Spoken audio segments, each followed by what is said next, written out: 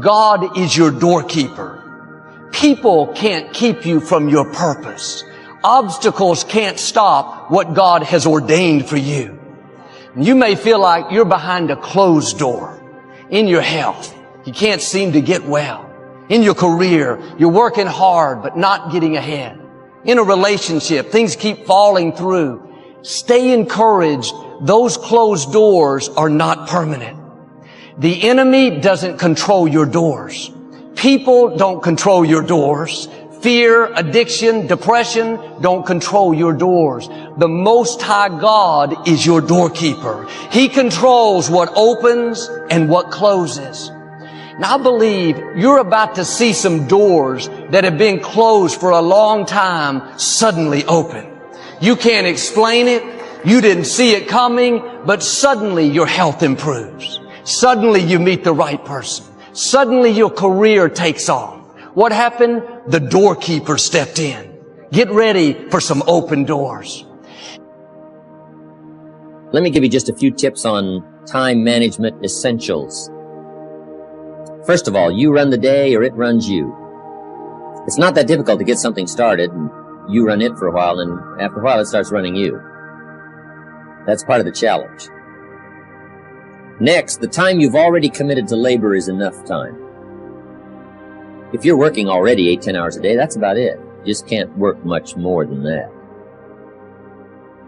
Bursts at a time, you can work 12, 14, 16, right? I'm sure we've all learned to do that, put in the extra time.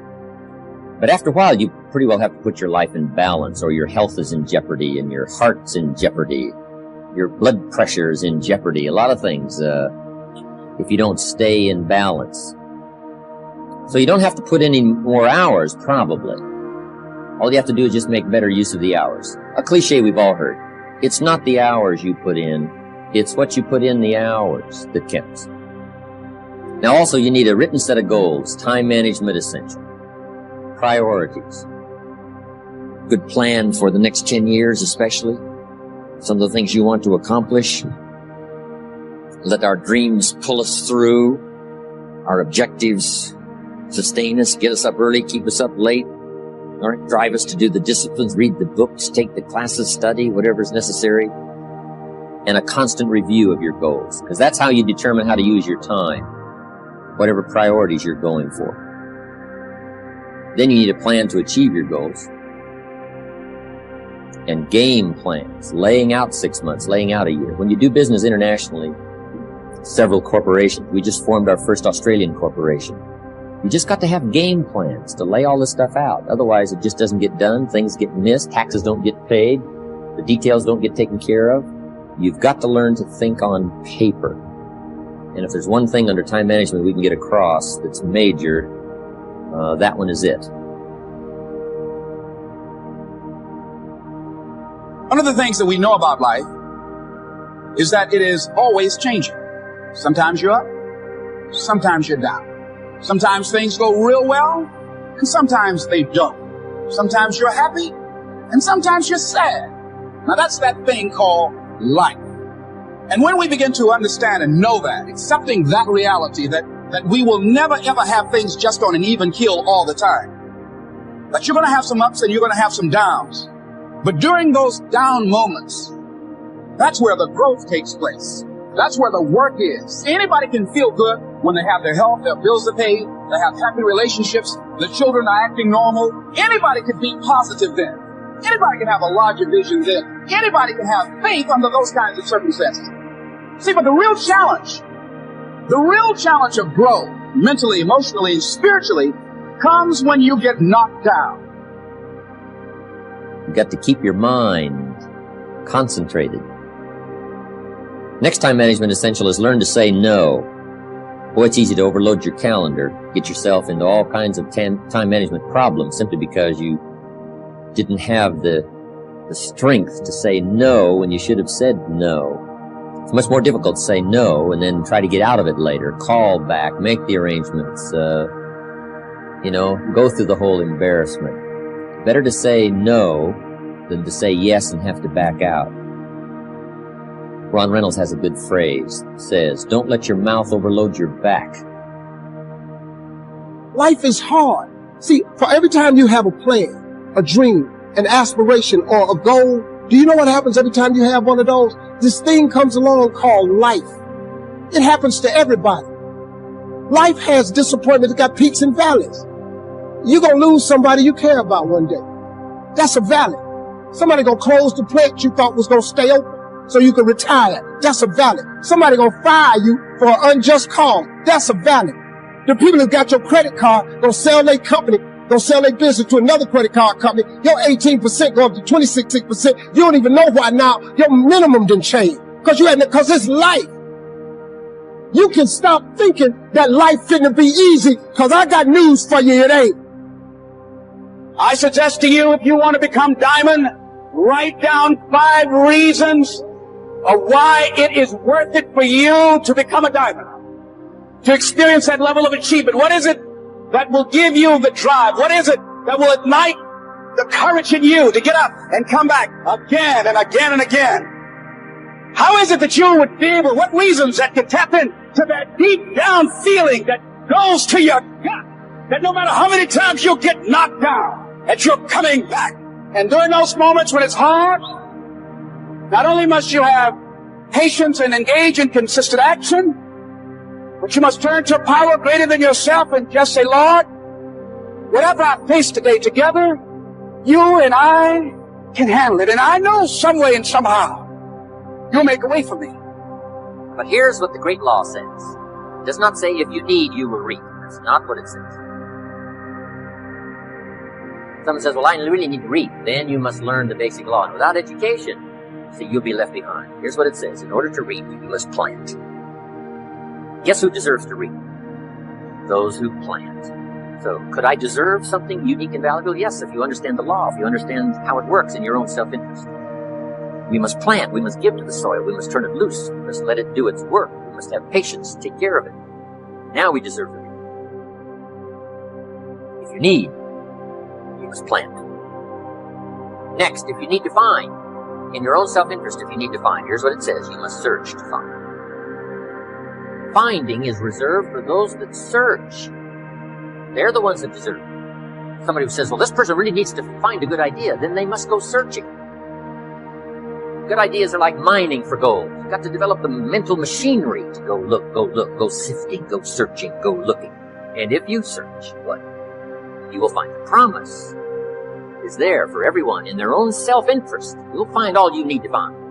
If you search for it, you'll find everything you need for your health, everything you need for a flourishing lifestyle, everything you need for a good marriage, everything you need to strengthen your friendship, everything you need for economics. You will find if you'll do like you did today. Spend a couple of days searching, taking a look, seeing if someone has some good ideas to share.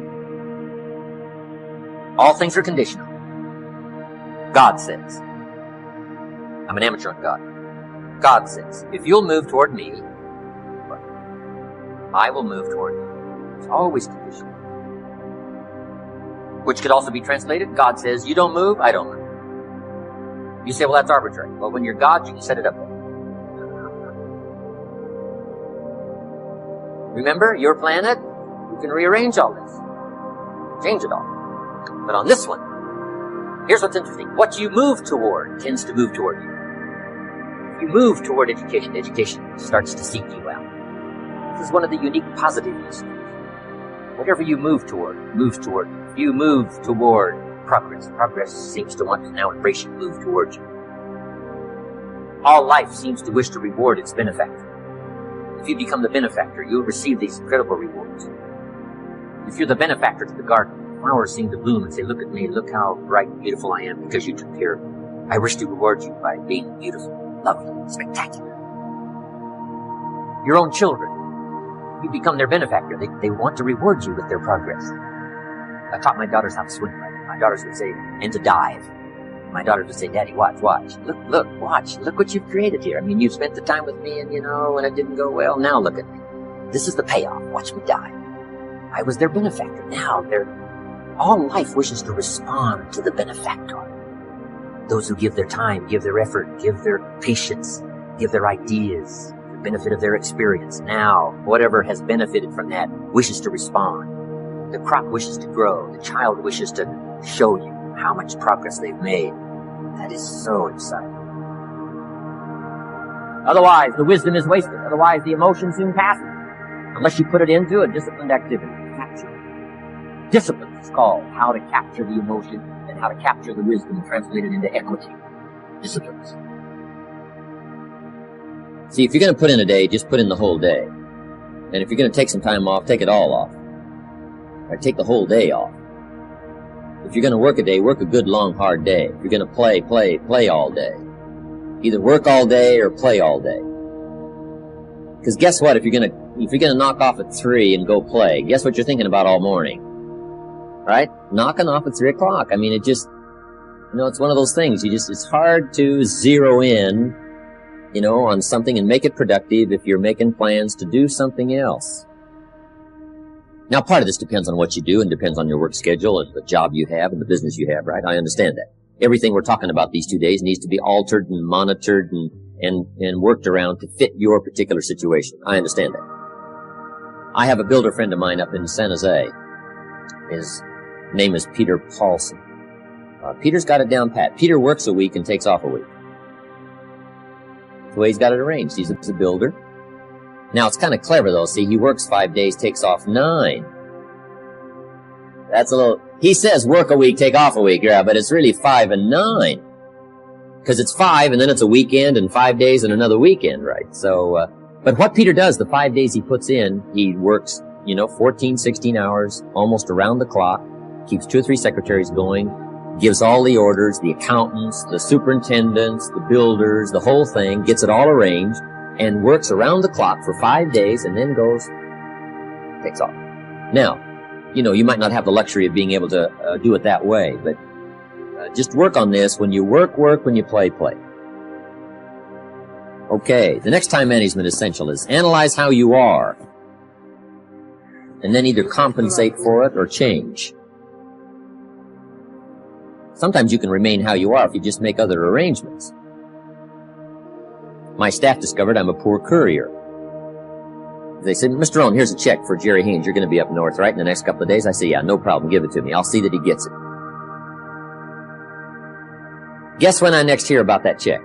From my cleaners. Saying, Mr. Rohn, we found this, right? Now, I say, look, I know I messed up that time, but, next time I'll make sure. See, but it just doesn't work. I'm not good at it. So we've got a little rule at our office that says, don't give the chairman anything, right? Don't. It won't arrive. He can talk good, but he's a poor courier. It won't get there.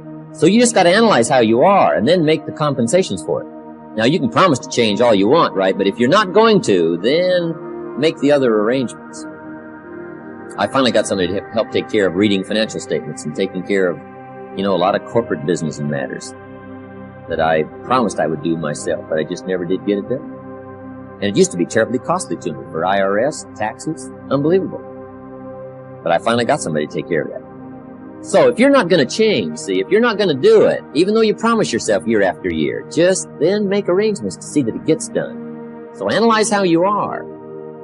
If you're good at bookkeeping, then keep your books. If you're not, just don't keep promising. Just drop off all that mess, twice a week or once a month in somebody's lap and say, here, figure this out and I'll pay you to do it. Sometimes for $100 a month or something, $50 a month, somebody will just, calculate a lot of stuff for you. Just save yourself all the grief of promising, and never doing it. So analyze how you are. That's very important. Time management essential is have a certain time to solve problems. We found that helpful, especially in the business world. We say problems after 3. Just set them aside. Now, you don't ignore them, but you just set them aside in a certain time frame. All the problem calls, you just call back after 3 o'clock and just go right through them. Now, also, in setting them aside till 3 o'clock, problem comes in at 9 o'clock. And you say, hey, 3 o'clock, Mr. Rohn's going to get on the phone and make all these problem calls, right? Call back all these answers. Guess what usually happens between 9 and 3?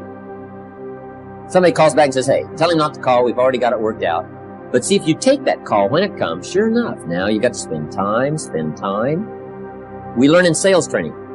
People ask questions. You say, hey, save that till training class. Bring that question to training class. And just learn those time-saving things so you don't have to cover the same things with each person.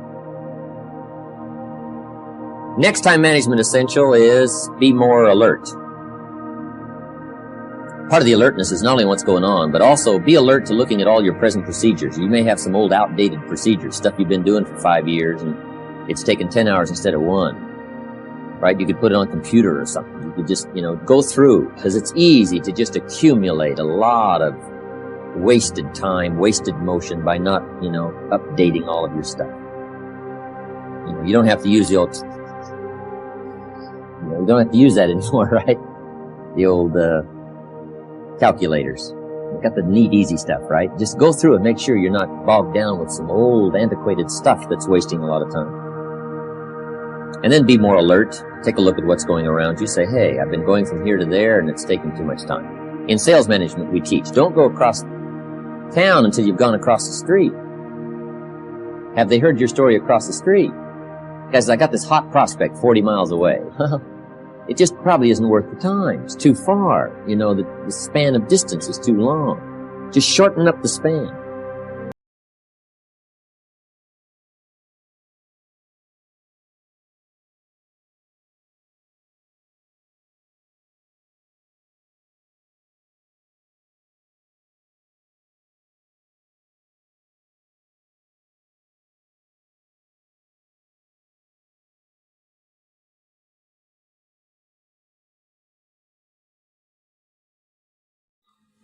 Get ready for the open door. Our script, our topic, whatever you call. Okay, you can do this. Just breathe. Time to shine. Open the door in your chance. Back to reality. Lisa to takes a deep breath, trying to claim her neighbors. You have prepared for this. Focus on what you have practiced. Inside the mind, the conscious codes being on to the organized positive effortness and memories of preparations start to take shape. Lisa strengthens her outfit, a determined look on her face. Visualize success. You have got this. Inside this mind, the closeness of doubt dissipates. Confidence built as a mentality researches her response. Lisa hears a knock on the door. She takes one last deep breath and opens the wall with a warm smile. Show them your best self. You are ready.